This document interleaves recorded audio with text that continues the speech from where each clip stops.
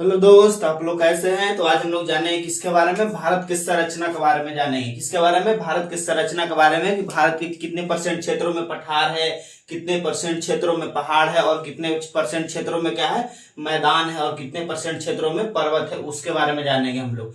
सबसे पहले हम लोग जानते हैं कि कितने परसेंट भारत के कितने परसेंट क्षेत्र में पर्वत है, पठार है, मैदान है और पठार है, उसके बारे में।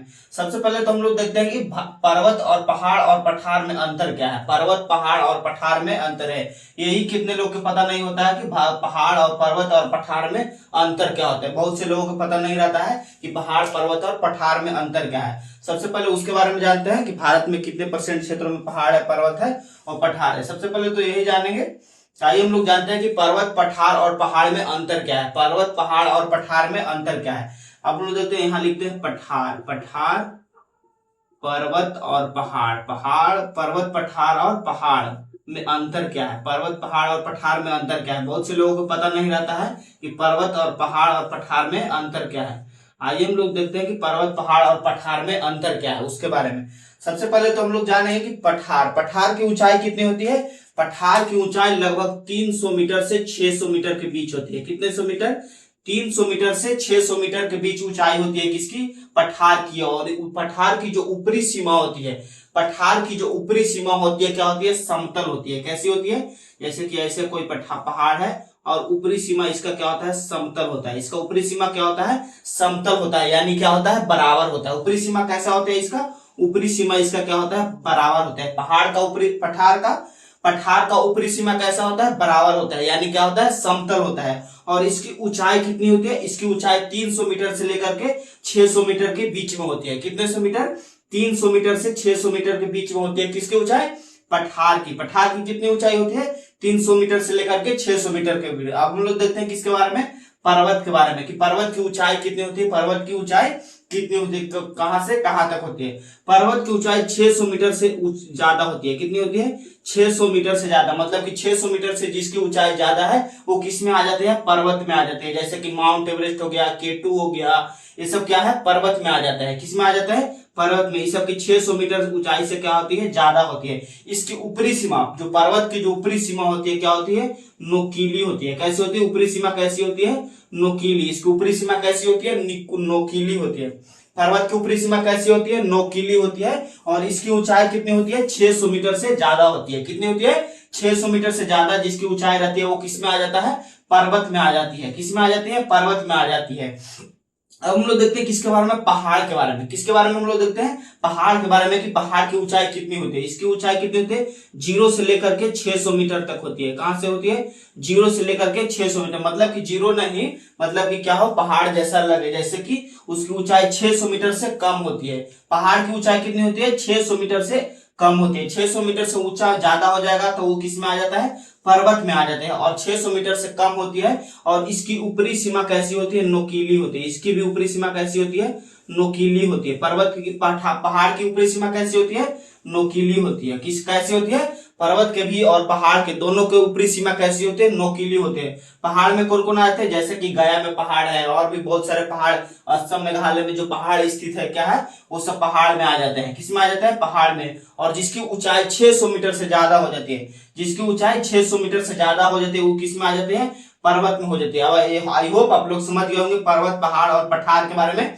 अब हम लोग देखते हैं कि भारत के कितने परसेंट क्षेत्रों में पर्वत है, पहाड़ है और पठार है, और मैदानी क्षेत्र कितने परसेंट क्षेत्रों में।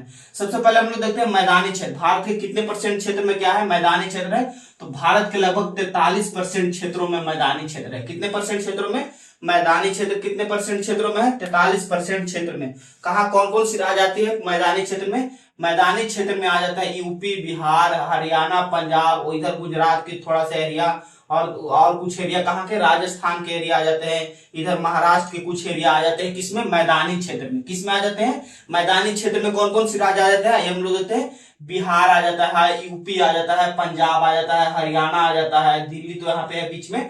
यूपी, बिहार, हरियाणा, पंजाब, राजस्थान का कुछ एरिया आ जाता है, गुजरात का भी कुछ एरिया आता है और महाराष्ट्र का भी कुछ एरिया आ जाता है। किसमें, मैदानी क्षेत्र में। किसमें आ जाता है, मैदानी क्षेत्र में। कौन कौन से एरिया आ जाता है आप लोग को बताया, यूपी, बिहार और यूपी, बिहार और यहाँ क्या है, राजस्थान का कुछ एरिया, हरियाणा और पंजाब का कुछ एरिया आता है, और यहाँ पे क्या है गुजरात का कुछ एरिया और महाराष्ट्र का कुछ भी एरिया आ जाता है, किसमें मैदानी क्षेत्र में आ जाता है। कितने में आ जाता है मैदानी क्षेत्र में। या भारत में कितने परसेंट क्षेत्रों में, लगभग 43% क्षेत्र में क्या है मैदानी क्षेत्र। मैदानी क्षेत्र आप लोग जानते हैं किसे कहते हैं, जिसमें क्या हो पूरा खुला हो, खुला टाइप का हो, जिसमें खेती बाड़ी किया जाता है, उसी को क्या कहा जाता है 43% क्षेत्र में पाया जाता है। हमारे कहा है भारत में कितने परसेंट क्षेत्र में, 43% में क्या है मैदानी क्षेत्र है। अब हम लोग देखते हैं पर्वतीय क्षेत्र। क्या देखते हैं पर्वतीय क्षेत्र की भारत के कितने परसेंट क्षेत्रों में क्या है पर्वत है।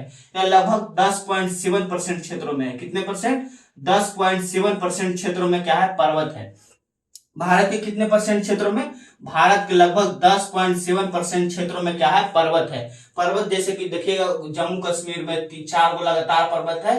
कौन, काराकोरम, लद्दाख, जास्कर, काराकोरम, लद्दाख, जास्कर, पीर पंजाल, ये सब क्या है पर्वत में आ जाते हैं। किस में आ जाता है पर्वत में, जिसकी ऊंचाई अभी बताएं कि जिसकी ऊंचाई 600 मीटर से क्या होती है ज्यादा होती है।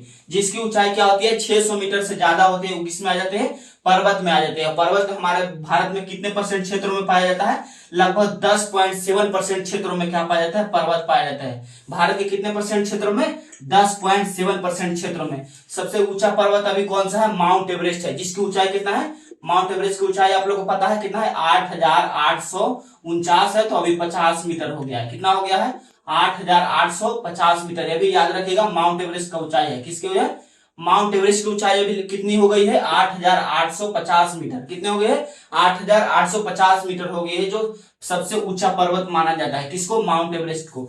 अब हम लोग देखते हैं किसके बारे में, पहाड़ के बारे में। किसके बारे में, पहाड़ के बारे में। भारत में पहाड़ कितने परसेंट क्षेत्रों में है, लगभग 18.6% क्षेत्रों में है। भारत के कितने परसेंट क्षेत्रों में, भारत के लगभग 18.6% क्षेत्रों में क्या है पहाड़ पाया जाता है। क्या पाया जाता है पहाड़। पहाड़ तो लगभग इस एरिया में पाया जाता है, मेघालय में भी है, असम में है, और इधर देखिएगा तो ये जो यहाँ पे अरावली पर्वत है, अरावली पहाड़ है। क्या है अरावली पहाड़। राजस्थान में कौन सी है, अरावली पहाड़, जो किसमें आ जाता है पहाड़ के क्षेत्र में आ जाता है। कितने में, पहाड़ के क्षेत्र में। हालांकि अभी पहाड़ अरावली को काटने की बात चल रही थी, जो इसकी ऊंचाई कितनी है 100 मीटर से कम है। कितनी है, अरावली की भी क्या ऊंचाई क्या है 100 मीटर से कम है, उसको काटने की बात चल रही थी। इसीलिए बताया हम यहाँ पे कि 600 मीटर से, क्या बताया हम 600 मीटर से ऊंचाई जिसकी कम होती है वो किस में आ जाती है, पहाड़ में आ जाती है। किस में आ जाती है, पहाड़। और इसकी ऊपरी सीमा कैसी होती है, नोकीली होती है। तो भारत के कितने परसेंट क्षेत्रों में पहाड़ है, 18.6% क्षेत्रों में। जैसे कि बिहार के एक राज्य है गया जिला में भी पहाड़ है, ये सब बहुत से पहाड़ है। जैसे इधर पूर्वोत्तर राज्य में भी बहुत सारे पहाड़ है, इधर लद्दाख और जम्मू कश्मीर में भी देखिएगा तो बहुत सारे क्या है पहाड़ पाए जाते हैं। तो भारत के कितने परसेंट क्षेत्रों में पहाड़ है, 18.6% क्षेत्रों में पहाड़ है। अब हम लोग देखते हैं पठार के बारे में। किसके बारे में, पठार के बारे में, कि भारत के कितने परसेंट क्षेत्रों में क्या है पठार है। ये बहुत इंपॉर्टेंट है कि भारत के कितने परसेंट क्षेत्रों में पठार है।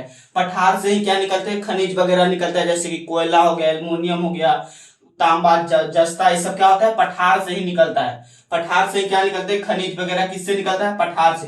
जब भारत के लगभग 27% क्षेत्रों में है, कितने परसेंट क्षेत्रों में, भारत के लगभग 27% क्षेत्र में पाया जाता है, कितना क्या पठार पाया जाता है। और एक ही जगह पे स्थित है, कहाँ पे, यहाँ पे ऐसे देखिएगा तो भारत के ये वाला हिस्सा में क्या है पठार पाया जाता है। भारत के ये वाला हिस्सा में क्या पाया जाता है, पठार। इसमें कौन कौन सी राज्य आते हैं, जैसे कि इधर महाराष्ट्र का कुछ एरिया आ गया, छत्तीसगढ़ आ गया, उड़ीसा आ गया, झारखंड आ गया, और यहाँ पे क्या है, यहाँ पे इधर छत्तीसगढ़, इधर कर्नाटक का एरिया हो गया। ये सब किस में आ जाता है, पठार में आ जाता है। किस में आ जाता है, और इधर क्या है मध्य प्रदेश का एरिया है। कौन सा एरिया है, कौन कौन से राज्य बताएं, यहाँ पे महाराष्ट्र बताएं, यहाँ पे मध्य प्रदेश बताएं, झारखंड बताएं, उड़ीसा का क्षेत्र आ जाता है, आंध्र प्रदेश, तेलंगाना, और कौन सा राज्य आता है इधर में, कौन सा है कर्नाटक वाला क्षेत्र क्या हो जाता है पठार में आ जाता है। जो कि भारत के कितने परसेंट क्षेत्रों में, 27% क्षेत्रों में पठार पाया जाता है। कितने परसेंट क्षेत्रों में, और एक ही जगह पर पाया जाता है। सब क्या है एक ही जगह पे स्थित है। भारत में पठार एक ही जगह पर स्थित है। कितने परसेंट क्षेत्रों में,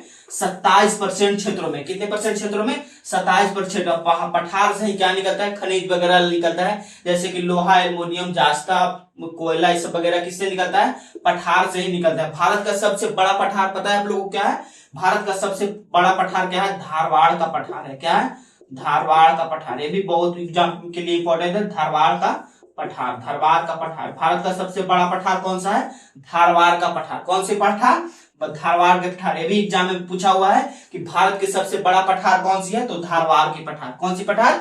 धारवाड़ की पठार। और एक एग्जाम में पूछा जाता है कि एशिया का सबसे बड़ा पठार कौन सा है? एशिया का सबसे बड़ा पठार, एशिया का सबसे बड़ा पठार, एशिया का सबसे बड़ा पठार कौन सा है? एशिया का सबसे बड़ा पठार तिब्बत का पठार है। कहाँ का पठार? तिब्बत का पठार, जो कहाँ है? चाइना में। तिब्बत का पठार, तिब्बत का पठार है। कहाँ का है? तिब्बत का पठार है। एशिया का सबसे बड़ा पठार कौन सा है? तिब्बत का पठार, जो कहाँ है? चाइना में स्थित है। कहाँ स्थित है?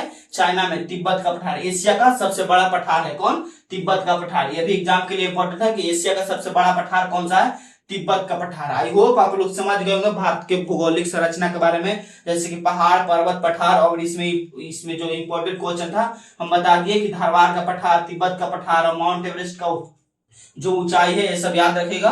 और पर्वत, पठार और पहाड़ में क्या, ये अंतर याद रखेगा, बहुत इंपॉर्टेंट है। आई होप आप लोग समझ गए होंगे। तब तक के लिए धन्यवाद। जय हिंद।